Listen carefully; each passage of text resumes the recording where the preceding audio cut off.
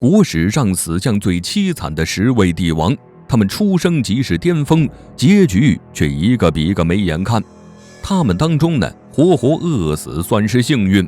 最惨的呀是排在第1位的皇帝，下场让人不禁汗毛直竖。那么这10位帝王分别是谁？他们到底死得有多凄惨？第10位，赵武灵王，一个出生于邯郸的君王。作为战国时期赵国的第6代君王，他刚上任便经历了5国会葬。公元前326年，他的父亲赵肃侯离开人世，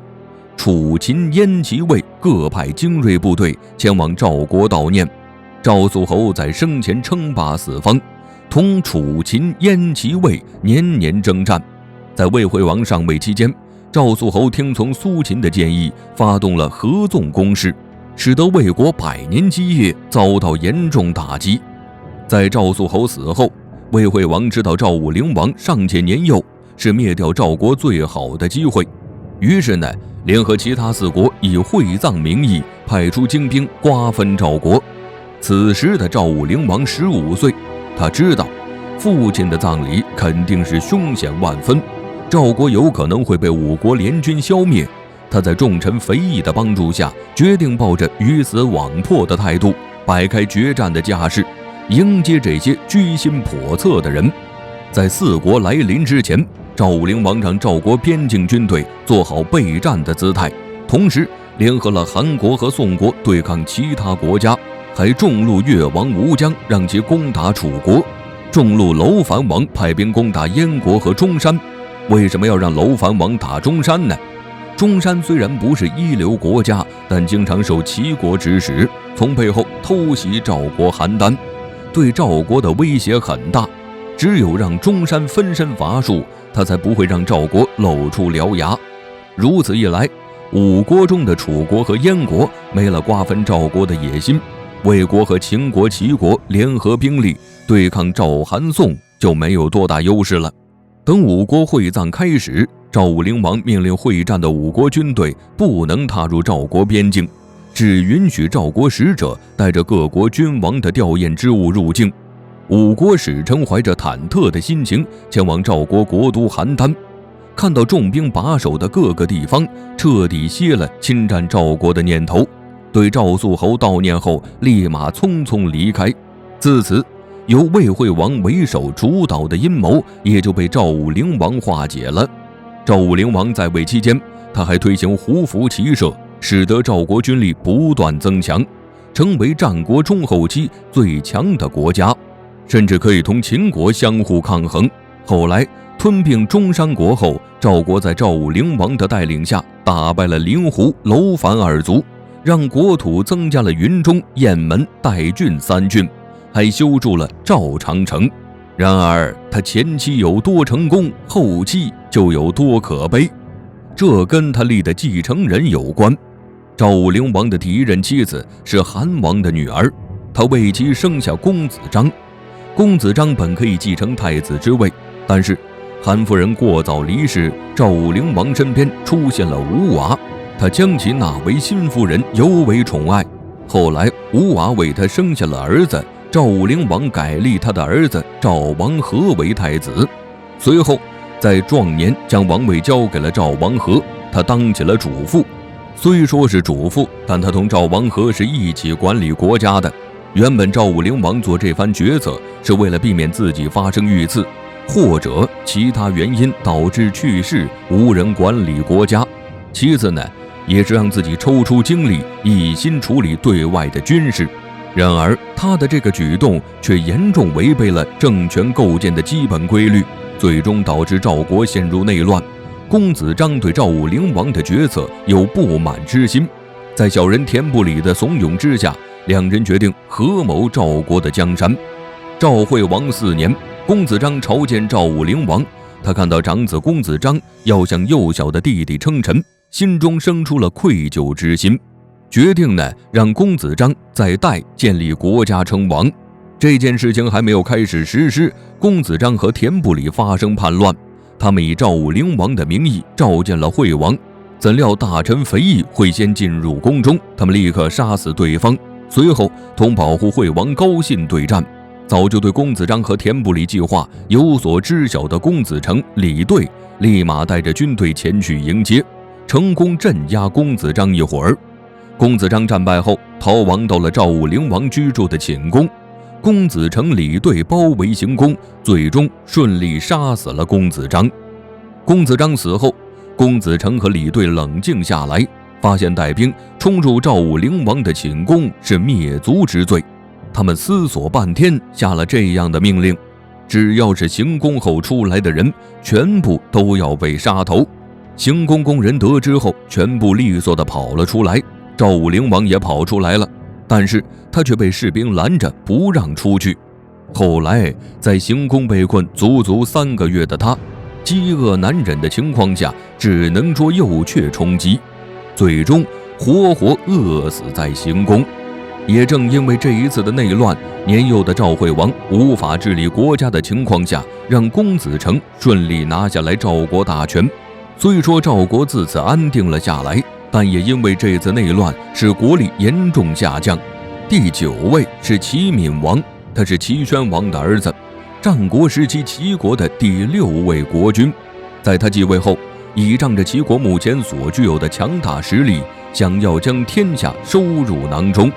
但是呢，他是一个极为傲慢的君王，不但不听忠臣的建议，反而还任用一些奸佞小人，这导致朝廷不和，百姓离心。当时战国七雄矛盾日渐激烈，从整体上看，齐国和秦国才是战争的主角，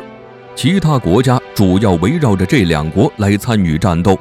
齐闵王急于创下功绩，他希望借着齐威王和齐宣王的余威，继续占领东方强国的地位。当时齐国有一个稷下学宫，广纳天下才子，能让齐国发展更为强盛。然而齐闵王好大喜功，对这些人根本不予重视，最终稷下学子们带着失望之情离开了齐国，这也奠定了齐国灭国的结局。公元前284年，乐毅率领5国开始伐齐，齐军根本没有想要迎战的念头，最终齐闵王仓皇逃离。楚顷襄王为了制衡燕国，让赵齿带领数万援军救齐闵王。赵齿不想救齐闵王，而且呢，他一心想要同燕国瓜分齐国，也就将齐闵王手筋和脚筋活生生抽出，而且还用绳子把他挂在了房梁上。齐闵王哀嚎不断，活活疼死。曾经风光一时的国君，就这样消失在了历史长河中。第8位，晋景公，他是春秋战国时期晋国的第26代国君。在他在位期间，晋国和楚国为争霸中原展开第2次交战，最终以晋国失败画上句号。晋景公没有大肆在朝堂问罪，也没有想立马一血耻辱盲目出兵，他懂得知人善用，有极大的格局。在晚年期间，晋景公将国都由绛迁去了新田，也就是现在山西的侯马。随后呢，发兵消除专政的赵氏家族，取得了公氏对卿族的第1次胜利。然而，就是这么一个心胸宽广、做事沉稳的国君，他的死却是个笑话。这天，晋景公生病做了噩梦，他醒来后询问巫师这是什么预兆。巫师沉思良久，表示他恐怕吃不到新的小麦了。晋景公一时语塞，但是他并没有生气。不久后，他的病情严重，转头向秦国求医。秦恒公派极有名气的大夫前往，大夫查看晋景公的情况后，表示他已经病入膏肓，自己也束手无策。晋景公意识到自己或许真的要离开人世了，他没有怪罪大夫的直言不讳，反而赐予对方厚礼，护送回国。随后，晋景公瘫在床上良久，回想之前巫师说的那番话，心中生出一股无力感，但他并不愿意相信自己会如巫师所言那般，随即派人用新麦煮成饭。然而正当晋景公准备吃饭的时候，他突然感觉一阵腹胀，随即匆匆在使者的陪同下去上厕所，最终掉入粪坑淹死，一代君王就此落下帷幕。真是让人唏嘘不已。历史上有10位皇帝死相最惨，惨死程度排在第7的皇帝是谁呢？他上位期间是如何把控朝政的呢？第7位是嘉庆皇帝。嘉庆皇帝在北京圆明园降生，作为乾隆帝的第15个儿子，他原本是没有机会坐上皇位的，但是由于乾隆先前选定的继承人早夭，他才有了坐上皇帝宝座的机会。有必要提一嘴的是他在位的前4年是没有拿到实权的，直到长寿的乾隆帝死去，他才成功掌握朝堂大权。在嘉庆皇帝上位期间，他曾试图改正乾隆末年的种种弊端，鼓励大家踊跃提意见，还褒奖了在乾隆期间因为谏言获罪的官员。可是呢，始终见不到多少成效。嘉庆皇帝还结束了文字狱，他和清代其他皇帝一样，十分提倡封建礼教，想要通过尊孔和推崇封建礼教来进一步巩固自身的统治，在天下人心目中打造一个合格的帝王形象。嘉庆9年，嘉庆亲自到翰林院给孔子牌位行3跪6叩的礼节，从而显示自己对孔子的尊重，还多次派皇次子晏宁为祭奠孔子举行典礼。在嘉庆14年、24年、余延50以及60寿辰期间，他特地让孔子的第73代后人孔庆荣赴京祝寿。孔庆荣在京期间，嘉庆对他关怀备至，还多次召见，详细询问对方家中情况，还赏赐了许多珍贵书籍和珍宝，并表示自己很遗憾未能去孔庙朝圣，还告诫孔庆荣要继承孔子的事业。嘉庆这番举动对孔子儒家思想在中国做了进一步推广，也稳固自身的皇权。嘉庆上位后，重用王杰、朱圭、董诰等清廉的老臣，同时呢，还听从老师朱圭的建议，下令不准让地方为他献上宝物。嘉庆帝平时生活也比较节俭，在50大寿的时候禁止民间演戏庆贺，60大寿的时候也禁止官员们给他送一些珍宝玉器。其中呢，嘉庆帝最英明的一个决策当属诛杀权臣和珅。在乾隆去世的3天后，他立马找借口囚禁了和珅以及其亲信死党，随后查抄其家产，让国库丰盈了好几十倍。但是呢，他在处置的时候只是针对于和珅，没有根据和珅案对当时的弊端进行制度性的改革，这可以看出他身为君王的平庸之处。这里有必要提一下他处于的世界大背景。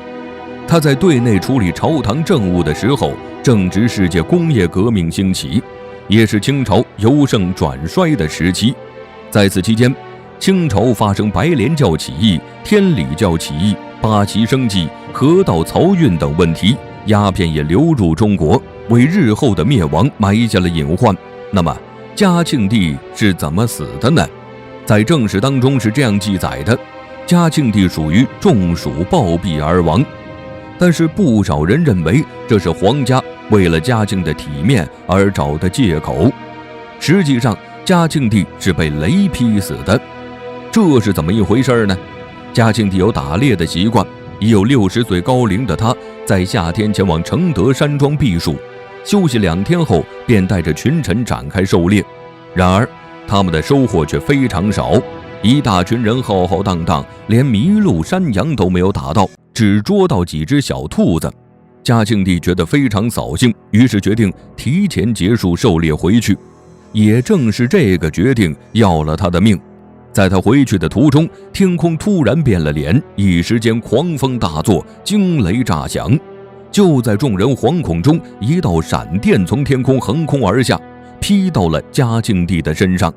群臣见状，立马上去查探情况。嘉庆帝此时已经被天雷劈得直冒黑烟，众人想要去抢救也已经晚了。就这样，高高在上的嘉庆帝走到了人生的终点。第6名，宋少帝赵昺，是宋度宗的第3个儿子，南宋的第9代皇帝，也是南宋朝最后一任皇帝。他上位期间牢记奸相秦桧给皇室带来的后患，缩短了宰相工作的年限。为了防止宰相执政期间发展个人势力，十分严格地遵守外戚不欲政的家法，挽救了韩托胄、贾似道等权臣想要通过外戚从而揽政的劣势。在宰执集团内部的宰相与执政的关系上，赵炳也积极参知政事，想要成为牵制宰相的力量。除此之外，赵炳还把台谏官的监察职能做了进一步的加强。他的主要目的是打压宰执集团，特别是宰相。首先，他将台谏官的除授权控制在自己手中，从而切断宰相与台谏官之间互相勾结的可能性。实际上，赵炳还是个十分勤勉的君王，即便是在即将禅位的前一天，赵炳依旧尽职尽责地处理工作。通过他工作的态度，其实可以看出他对文武大臣的不信任，是十分怕自己被他们所蒙蔽的。有必要一提的是，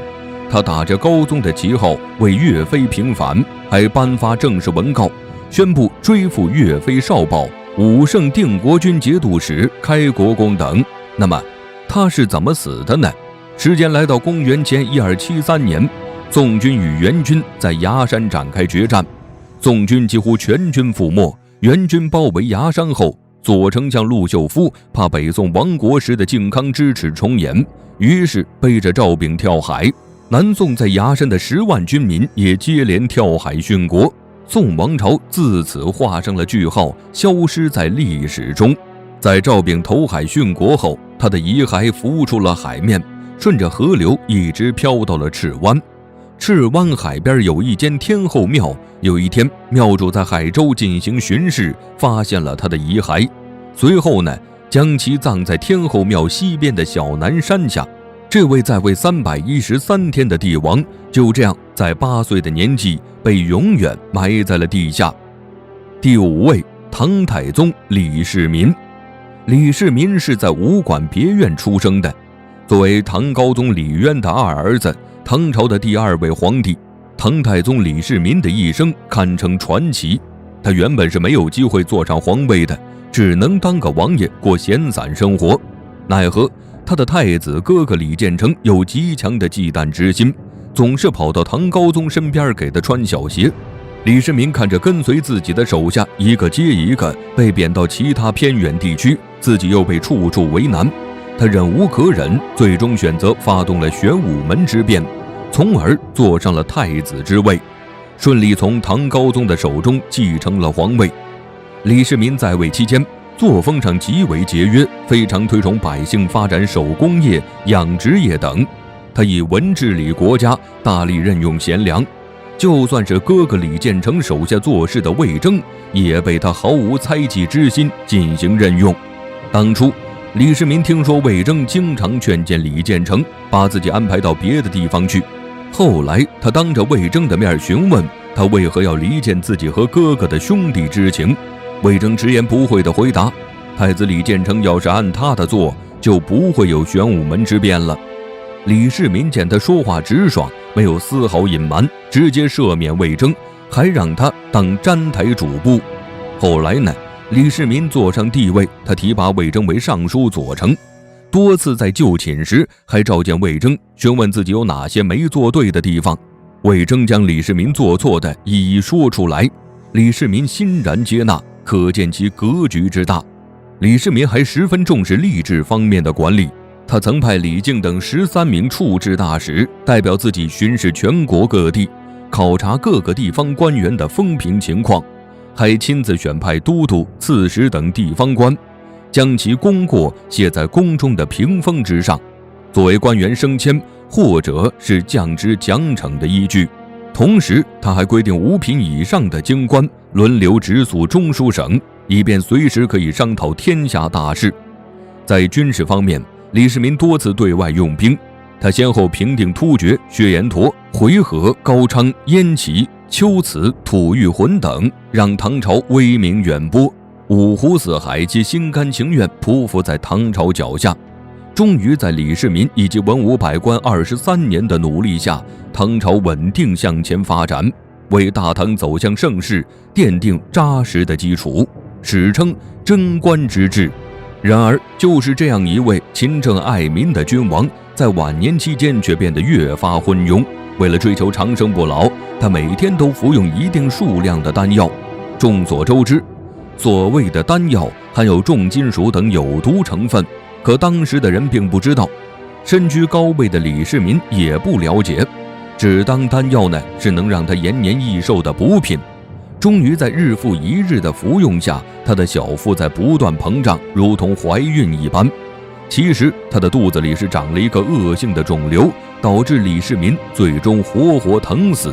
英明一世的帝王落得如此结局，真是让人感慨不已。这是一位死相极具有讽刺性的皇帝，出生的时候拥有坐拥天下的命格，却从没有想过好好治理国家，以至于最终落得个让人没眼看的结局。那么他到底是谁呢？他就是排在本文第4位的皇帝刘骜。刘骜是西汉的第12代君王，是汉元帝刘氏与孝元皇后王政君所生的嫡子。这样一位出生即巅峰的皇帝，一出生便获得他的爷爷汉宣帝的喜爱，从而得了个刘骜的名字，意思是像一匹驰骋的骏马般。汉宣帝经常把他放在自己身边教导，把刘骜培养成了喜欢经书文辞、言行十分谨慎的继承人。按理说，刘骜呢应该会成为一代明君，就算不能当明君，也不至于走上昏庸的道路。可刘骜继位后，偏偏朝荒淫昏庸的道路一去不复返。他终日沉浸在美色之中，对朝政根本没有半分处理的心思，这使得当时的外戚开始专权，国家成为太后一族王室的囊中之物，也为后来王莽篡夺汉朝埋下了祸根。那么他是如何死的呢？史书记载中说的是刘骜在未央宫留宿，第二天早上准备穿衣的时候，倒在地上口吐白沫死去。但人们更相信的记载是，汉成帝同赵合德在未央宫嬉闹，为了证明自己所谓的实力，一口气吃下7次肾血丸，最终是累死在了赵合德的身上。这样的死相真是令人无言以对，也间接性再次证明这个皇帝到底有多么荒淫无道。第3位，崇祯皇帝朱由检，他是明朝第16位君王，也是明朝全国统一政权中的最后一位皇帝。在他上位期间，帝国已经处于风雨飘渺当中，两党分庭对抗，难以寻到可用的人才。崇祯帝起初在文成集团帮助下消灭了魏忠贤阉党，也进而推动了文权集团的权力膨胀。他尤为重视对后金的处理，当时朝廷分为主战以及主和两派，崇祯在用人方面选择主战派的袁崇焕，但是当时的文官集团选用军中将领，看重的是出身门第，这使得明朝对后金好几次大型军事活动皆以惨败告终，也进一步削弱了明朝的军事实力，导致无法镇压农民军的起义，间接性地加速了明朝灭亡的时间。这里有必要提一下袁崇焕与陈子的关系，他们相互仇视，又相互依存，还相互利用，可谓是极为矛盾的一种关系。在他上位的17年间，除了镇压农民军和对抗后金，崇祯皇帝更多的注意力是放在如何削弱文官集团的势力上。他也的确取得了一定的成效，但是他并没有十分出色的治国能力，加上他经常猜忌朝中大臣，轻则怒斥，重则砍头凌迟，导致朝中人心惶惶，有心报国的志士也没有胆量毛遂自荐，从而使他后来任用大批无能的太监。公元前1644年，李自成率领大军攻破北京，年仅33岁的崇祯在眉山选择自尽身亡。他死的时候穿着蓝袍，左脚露在外面，右脚还穿着一只红鞋，身边只有提督太监王承恩陪同，一旁留有一篇遗书。遗书的大致意思是自己无颜去见地下的祖宗，因此辅以发遮挡面容，任由贼人分尸，但不要伤害百姓。第2位是汉献帝刘协，他的母亲是汉灵帝刘弘宠爱的王美人，被何皇后指使人用毒药害死。灵帝担心这个儿子留在后宫会遭到暗害，将他抱到永乐宫，让董太后照看。也因为觉得这个儿子像自己，取名为刘协。自此，刘协就以董氏为外家，被称为董侯。汉灵帝晚年面临着选继承人的问题，何皇后剩下的皇子叫刘辩，自小寄养在民间姓史的道人家里，他比刘协更为年长，加上呢是皇后所生，理应坐上太子位置。但是刘辩举止十分轻浮，根本没有做国君的威严气质。而刘协自小在永乐宫长大，被董太后悉心抚养，是一个举止端庄的好孩子，灵帝更为喜爱，也更倾向于立刘协做继承人。可汉朝呢，通常是立嫡长子为继承人的，灵帝不敢打破祖制，在继承人上久久下不了决断。中平6年，汉灵帝生命垂危，他将刘协托付给宦官上军校尉简硕，随后与世长辞。大将军何进对刘辩上位，何皇后坐上太后之位，开始临朝处理政务。实际上，国家大权被何进掌控。至于刘协呢，则被封为渤海王，后改封陈留王。后来朝堂一而再再而三发生动荡，先有何进捕杀简硕，接着宦官张让、段珪等人杀死何进，袁绍、袁术和何进的部将率领军队反攻，宦官劫持刘协和少帝刘辩逃出宫外，结果呢，遇上带着3000陇西铁骑的董卓。随后尚书卢植带领军队除掉宦官，把少帝和刘协迎回皇宫。董卓入驻京都后，废除汉少帝刘辩，立刘协为帝，史称汉献帝。此时的他才仅仅9岁，便开启了当傀儡皇帝的漫长生涯。后来各州的州郡牧首讨伐董卓，刘协几经波折，落入曹操手中，同样扮演着傀儡皇帝的角色。直到曹操死后，野心勃勃的曹丕坐不住了，他立马逼迫汉献帝禅位给他，刘协这才摘去傀儡皇帝的帽子，他被封为了山阳公，前往山阳城生活。远离了政治中心的刘协，一心想要融入民间，当一个普通人。他利用在皇宫所学习到的医术，为周边百姓治病。如果是自己亲手采摘的草药，他从来不收取费用，一些购来的药草才会酌情收取一些钱财。后世很多老中医遵循他治病救人的规矩，对民间百姓免费治病。心眼小的曹丕呢，时刻监控他的举动，他没有放过刘协，派人送去一杯毒酒，毒死对方。曹丕心里还是觉得不放心，命人将刘协肢解后放在油锅中炸了，才松了口气。可怜的刘协，虽说生来是富贵命，但自懂事起便当傀儡皇帝，最终结局竟然还如此凄惨，真是令人悲痛万分。本文死相最为凄惨的是宋徽宗，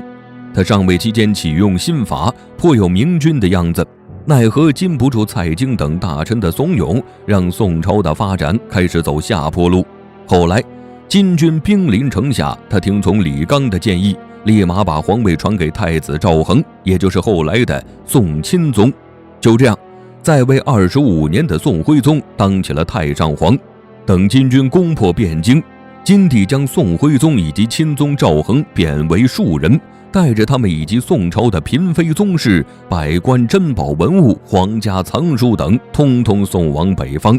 北宋自此宣告灭亡，史称靖康之变。宋徽宗和宋钦宗被金国抓到北方当俘虏，两人成了北宋的亡国之君。在金国生活期间，宋徽宗和宋钦宗过着猪口不如的生活，他们睡在羊圈当中，吃着牲口吃的食物，每天苟延残喘于世间。宋徽宗曾多次想要自杀，但总是被一次又一次的救回来。最终他的身体在多番折辱之下变得虚弱不堪，终于是死在了异国他乡。面对他的躯体，金国人并没有放过，为了羞辱这位高高在上的皇帝，他们将尸体的油脂抽干，炼成尸油当灯用，简直是让人寒毛直竖。回顾上文的10位皇帝，他们虽说出身即是巅峰，可以坐享天下富贵，但是呢，有句话是这样说的：欲戴皇冠，必承其重。如果无法掌控皇权，或者在称帝的路上迷失自我，再则是无心治理国家等等，最终的结局都将凄惨无比。那么，诸位看官最同情哪位皇帝呢？欢迎评论区留言。